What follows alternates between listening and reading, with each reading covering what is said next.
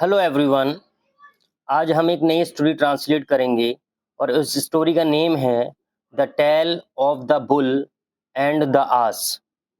Tell का meaning होता है कहानी, ऑफ की, द बुल बैल एंड द आस गधे, यानी एक गधे की और एक बैल की कहानी है। Long ago, there lived a farmer who had an amazing gift. Long ago यानी बहुत समय पहले, there lived रहता था, a farmer एक किसान, who had जो रखता था, an amazing का मीनिंग है अद्भुत, गिफ्ट प्रतिभा, यानी बहुत समय पहले एक फार्मर रहता था जो एक अमेजिंग प्रतिभा रखता था। He could understand the language of animals. He वह could understand समझ सकता था, the language भाषा, of animals जानवरों की भाषा समझ लेता था वो। He had a bull and an ass who helped him in his work. He had a bull, उसके पास एक बैल था, and और an ass एक गधा, who जो helped मदद करता था, him उसकी, in his work उसके काम में, यानी एक बैल था और एक गधा था जो उसके काम में मदद करते थे। The bull would toil and plow the fields all day long. The bull यानी बैल, would toil मेहनत करता था, and और plow हल चलाता था, the fields खेत में, all day long पूरे दिन। The ass would carry goods to the market in the evening and rest all day. The ass यानी गधा, would carry ले जाता था, carry का मीन्स है ले जाना, goods सामान, to the market बाजार, in the evening शाम में, and rest आराम करता था, all day पूरे दिन, यानी जो गधा था वो बाजार को सामान ले जाता था और पूरे दिन आराम करता था। One day the ass was speaking with the bull in a low voice. One day एक दिन, the ass गधा, was speaking बात कर रहा था, with the bull बैल से, in a low voice यानी धीमी आवाज में बात कर रहा था। The farmer saw them and hid behind a tree to listen. The farmer किसान ने saw देखा, them उन्हें, and और यानी किसान ने उन्हें देख लिया, and और hid छिप गया, ये हाइड की सेकंड फॉर्म है hid, छिप गया, बिहाइंड अ ट्री एक पेड़ के पीछे, बिहाइंड का मीन्स होता है पीछे, टू लिसन सुनने के लिए। द आस सैड गधे ने कहा, you work hard all day, you तुम, वर्क हार्ड मेहनत करते हो, ऑल डे पूरे दिन, बट लेकिन, ईट ओनली वंस लेकिन एक बार खाते हो, आई ईट मैं खाता हूं, एंड रेस्ट और आराम करता हूं, द होल डे। तो यहाँ कह रहा है गधा, मैं आई ईट मैं खाता हूं, and rest the whole day यानी पूरे दिन आराम करता हूं। Don't you think our master is being harsh on you. Don't you think क्या तुम्हें नहीं लगता है, ये डू नॉट की कॉन्ट्रैक्शन फॉर्म है, इसको लिखा जाता है डोंट।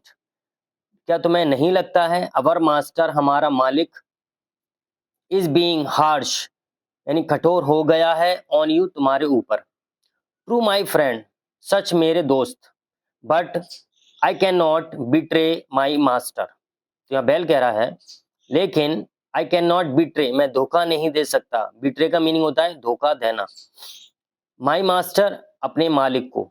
द बुल रेप्लाइड बैल ने जवाब दिया, सैडली दुखी होकर।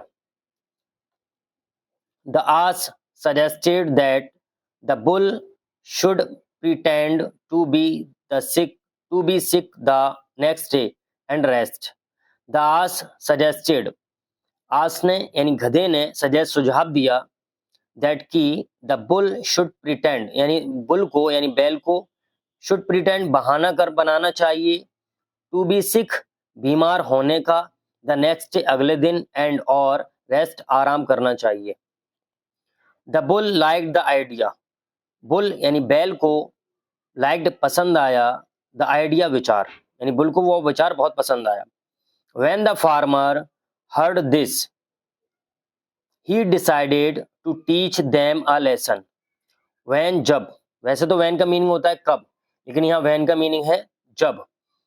द फार्मर किसान ने, हर्ड सुना, दिस ये, ही डिसाइडेड उसने इरादा किया, निश्चय किया, टू टीच सिखाने का, देम उन्हें, अ लेसन एक सबक, यानी किसान ने जब ये सुना तो उसने उन लोग दोनों को सबक सिखाने का इरादा किया, निश्चय किया। आगे देखिए, द नेक्स्ट डे, अगले दिन, the bull pretended to be sick, अगले दिन बैल ने बीमार होने का बहाना बनाया, बहाना किया। द फार्मर, प्रिटेंडेड का मीनिंग होता है बहाना बनाना या बहाना करना। The farmer allowed him to rest and dragged the ass to the field. The farmer यानी किसान ने, अलाउड अनुमति दे दी, हिम उसको, टू रेस्ट आराम करने के लिए, एंड ड्रैग्ड खींच कर ले जाना, यानी ड्रैग का मीनिंग होता है खींच कर ले जाना कहीं पर, तो खींच कर ले गया, द आज गधे को, टू द फील्ड यानी खेत में। The ass had to work hard all day and was exhausted by evening. The ass यानी गधे को, हैड टू वर्क हार्ड मेहनत करनी पड़ी। अब देखिए यहाँ पर एक वर्ड आया है, ये समझना थोड़ा सा। हैड टू का यूज करते हैं जब कोई काम मजबूरी में करना पड़ता है, तो वहां पर हम हैड टू का यूज करते हैं। The ass had to work hard यानी गधे को मेहनत करनी पड़ी, ऑल डे पूरे दिन, एंड और वॉज एग्जॉस्टेड का मीनिंग होता है बहुत ज्यादा थक जाना, वॉज एग्जॉस्टेड यानी बहुत ज्यादा थक गया, बाय इवनिंग शाम तक। व्हेन ही रिटर्न्ड जब वो लौटा, द बुल सेड बैल ने कहा, I shall pretend to be sick and rest tomorrow as well. तो बुल ने कहा, आई शैल प्रिटेंड मैं अवश्य बहाना बनाऊंगा, ठीक है, आई के साथ शैल का यूज करते हैं, आई और वी के साथ, तो मैं बहाना बनाऊंगा, टू बी सिक बीमार होने का, एंड रेस्ट आराम करूंगा, टुमारो कल, एज वेल का मीनिंग है भी, यानी कल भी मैं आराम करूंगा। आगे देखिए, no no cried the ass गधे ने कहा, गधे ने चिल्लाकर कहा, गधा चिल्लाया, नहीं नहीं, अवर master was upset with my work today. Our master हमारा मालिक, वॉज था, अपसेट दुखी, विद माई वर्क मेरे काम से, टुडे आज। If you do not go to the work tomorrow. अब ये यहाँ पर देखो दो सेंटेंस है, he will sell you to a butcher, ये कंडीशनल सेंटेंस है। एक सेंटेंस प्रेजेंट इंडेफिनिट में बनाया जाता है और एक सेंटेंस फ्यूचर इंडेफिनिट में बनाया जाता है। If you do not go to work tomorrow, अगर तुम कल काम के लिए नहीं जाओगे, यानी काम के लिए नहीं जाते हो। ही विल सेल वे बेच देगा, यू तुम्हें, टू अ बुचर, बुचर का मीनिंग होता है कसाई, यानी एक कसाई को बेच देगा। अगर तुम कल काम के लिए नहीं जाओगे तो वो तुम्हें कल कसाई को बेच देगा। The bull got scared and decided not to pretend anymore.